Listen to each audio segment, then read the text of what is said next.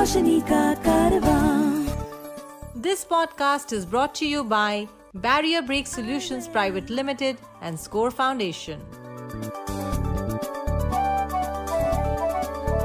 ये है रोशनी, रोशनी, रोशनी का कारवां, रोशनी।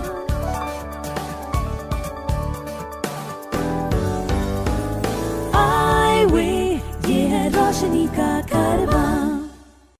Hi, this is George Abraham and welcome to yet another episode of Eyeway Conversations.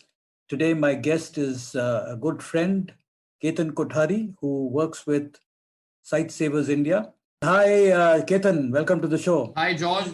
Thank you for having me. You've been working with Sight Savers for a while and before that with the National Association for the Blind. You've been traveling across the country. You've been involved with projects across the country. So what are some of the key observations and concerns you have? The foremost area of concern is, of course, accessibility. And unfortunately, what tends to happen is that our requirements of accessibility, what I mean by ours is the blind community's requirement of accessibility are a bit different from those of orthopedically disabled people. And our accessibility is very human intensive. You see, just by putting a braille signboard or those kinds of things they're good, but they are not the end of accessibility.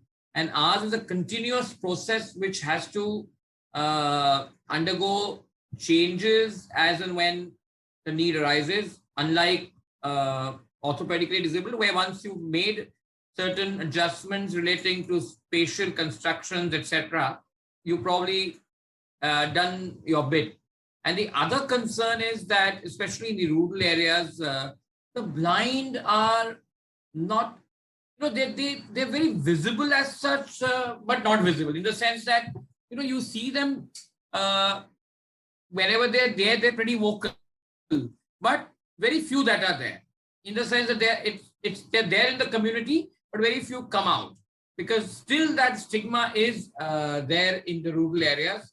And all said and done, blind people rehabilitation is not as much as it should have happened in these last almost 75 years of India's existence. You've been involved with several advocacy campaigns. Can you name two campaigns which you felt were very important, you felt satisfied at the end of the day? The banking one and the copyright one.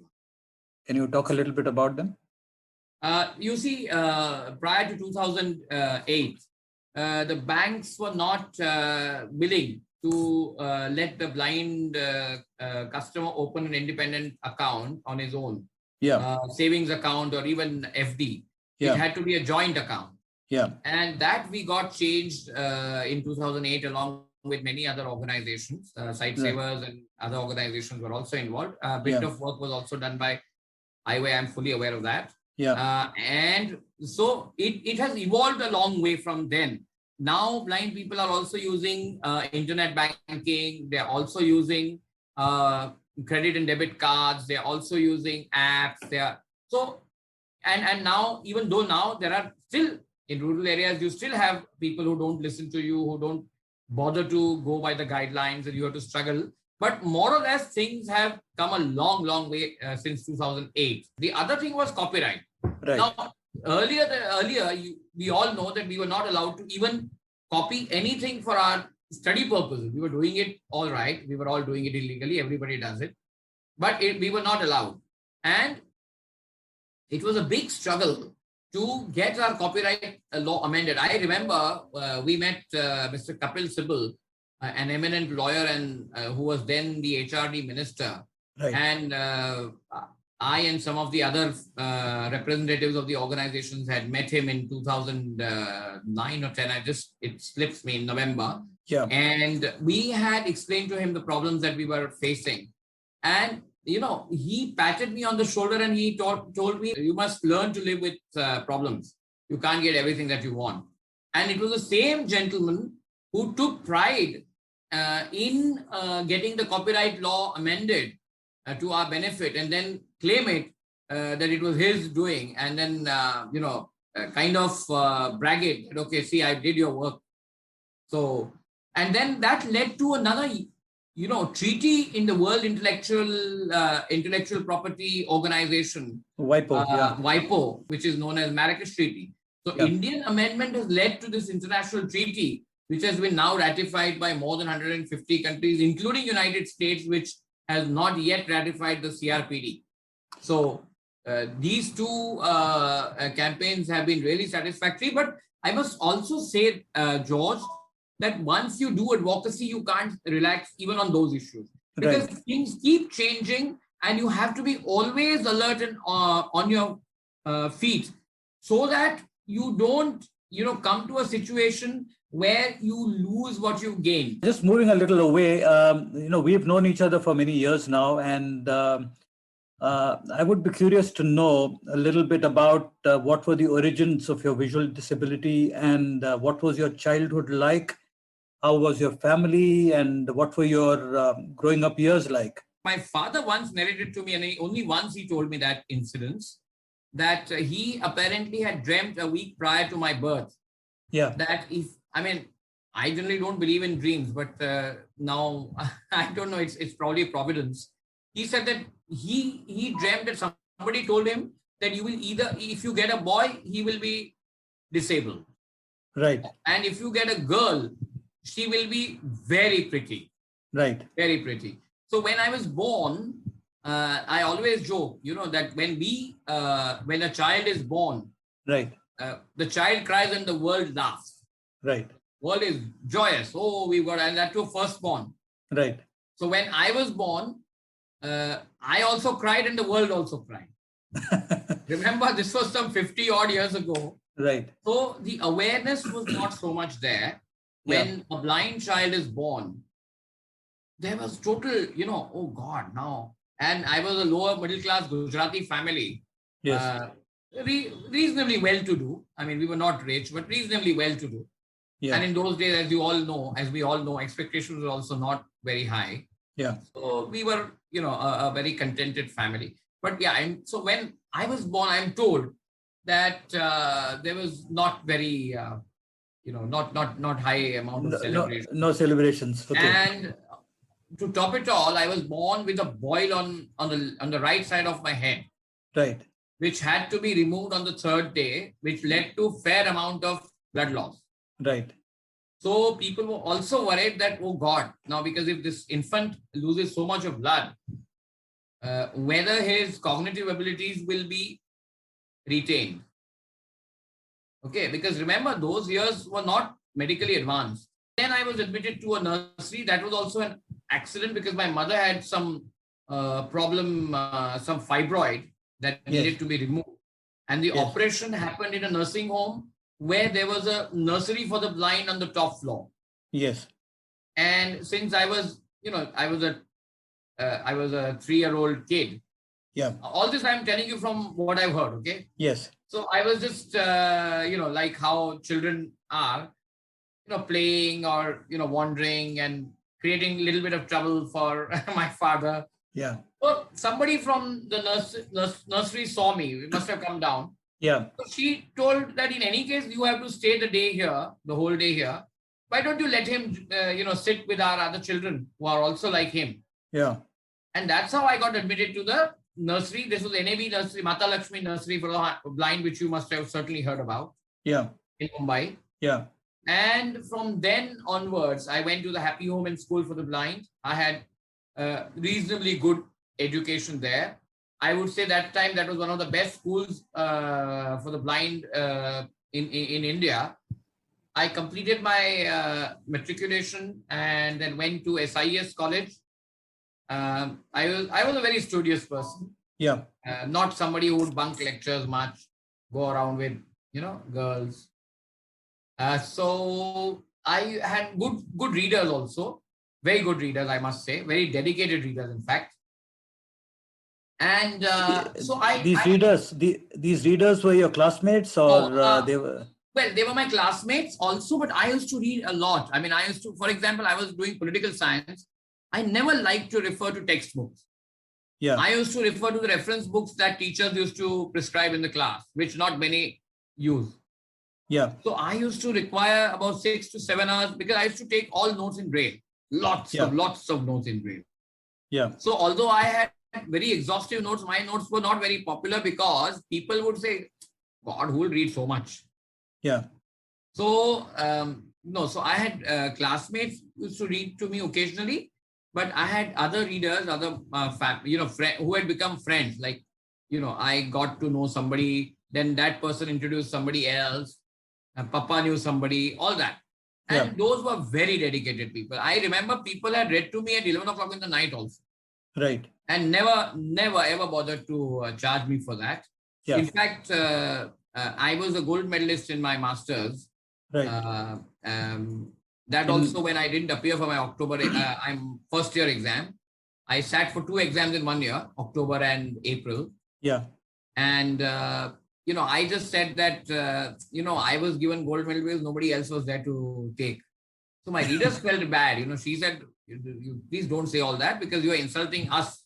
Right. Because we, all of us have worked together and worked hard. So overall, my childhood was pretty good, I should say. And good friends. The only, one of the few things for which I am very grateful to God is that I have till now been surrounded by loving and good people. If you know of anyone with vision impairment who needs guidance on living life with blindness, please share the Eyeway National Toll-Free Helpline number 1800-5320-469. The number is 1800-5320-469. And after your master's, you joined NAB professionally? Or? Yeah, I was very reluctantly, I joined NAB. Actually, I wanted to be a lecturer. Yeah. But then I also felt that, the first job comes your way, you shouldn't refuse it. Yeah. I was earlier working as part-time lecturer, maybe 1 lecture a day or whatever. Not even part-time lecturer, clock hour basis as they call it.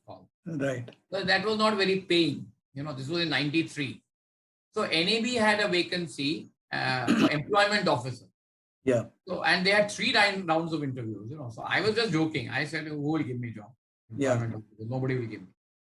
Once I had gone to the NAB boss, Dr. Vyas, you know about him. Yes. Dr. Vyas, and I said NAB should give me job. Yeah. This was before that vacancy was announced. Yeah. He got extremely angry on me. He said, what do you think of yourself? How do you say that you have a right to a job in NAB? Right. You have to prove yourself, which is right. I was very angry with him that time. Yeah. Now when I, look back, I said, yeah, well, what he said is right. You can't deserve a job anywhere just because, that organization works for your cause. Yeah. So then we had interviews. So they said, we cannot employ you as employment officer. We have another vacancy. Hadley School for the Blind requires an officer. So we'll employ you. Yeah. And that's how I got into NAB in 93. Yeah. And then, of course, I grew there. You know that. Yeah. I was there till 2005. I worked in BarrierBreak for 6 months. It was not BarrierBreak in those days. It was NetSys. Again, the owner fairly well, Shilpi Kapil. Yeah. And then I came back to NAB. Yeah. In a different role. I was in resource mobilization role, which was again a very new role and much that I learned. Actually, Shilpi taught me a lot about advocacy. Let me be very honest with you. Right. In the 6 months that I worked with Shilpi, I learned a lot. And Shilpi was a taskmaster. Let me also tell you. Right. Of course, in her times and my times, people were not ready to listen to our pleas as they are now. Yeah. Because now legal mandate and global things have changed a lot for disability in a positive manner. Yeah. But she was one of the first ones who, from the mainstream society, who started working for accessibility and all those things, for which I will always give her credit. Yeah. And then I came back to NAB, and then I met site savers in some other context. Yeah. For resource mobilization. Yeah. That didn't work out. I met Miss Elizabeth Korean, again, whom you know. Yeah. And then they had a vacancy. So I had applied, and that's how I'm in. And Sightsavers, after joining Sightsavers, it has been a very interesting journey for 13 years. A lot of learning. Right from the time I've kind of met you, I've noticed that you had a penchant for reading and reading a lot of books. So how did you get interested in reading, and how do you go about pursuing this passion of yours? That credit must go to Ms. Meher Banaji of the Happy Home School for the Blind. Yeah. And those days, Happy Home had very good collection of Braille books. Yes. In library. And library was only open for students of 5th standard and above. Yes. Because most of them were not kids' book. Very few were there, kids. Yes. But I was her pet, so to say. And, we used to talk. I used to love talking, chatting. Yeah. So one fine day just happened. I said, I want to read in Braille. I am not able to sleep at night so soon because 8:39, you are supposed to sleep by 8:39. Yeah. And at home, we used to sleep by 11. Yeah. So then she said, okay, I'll make an exception in the 1st or 2nd standard, I remember. Yeah. So I was the only child in Happy Home and School for the Blind who had access to library. Right. Who was not 5th standard or above. Yeah. And I used to read those. Half the books I never understood also. Okay. Right. I just read. Yeah. Now, when I think back, I really thank my stars that I did read then. In fact, so then that progressed. And then, as the time passed, then of course, there was the Stocking Book Studio of NAB. Yes. RNIB books. Those books were acquired somehow. Then, of course, Kindle came through after a lot of years. I mean, I'm just jumping here. Yeah, okay? yeah. The reason why I love reading, George, is that, it gives you a lot of thought because every experience you can't take in life, right? Yeah. So while reading, you get other people's experiences and you tend to either learn from it or at least know how the world is around you. So that's why I love reading. To support our work with the blind and visually impaired, you can visit the donate page on our website www.scorefoundation.org.in. Please note www.scorefoundation.org.in. Another very interesting thing that I have noticed about you, Ketan, over the years is your passion for sport. One minute. Before we go there, I'll also say that the genre that I enjoy reading most is the autobiography bit. Because even if you accept that autobiographies are written in a biased manner, to show people the best side of that particular person, I still say that you can filter it, right? Sure. You can also read his biography.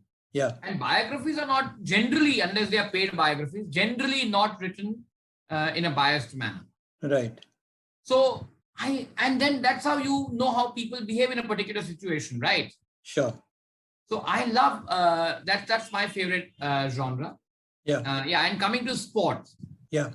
Again, sports is something that I don't know how it developed, but it did develop. And I was never a good cricket player, by the way. I am talking to a person who started blind cricket in India in a big way. We used to play in schools, but that was only in schools, right? Yeah.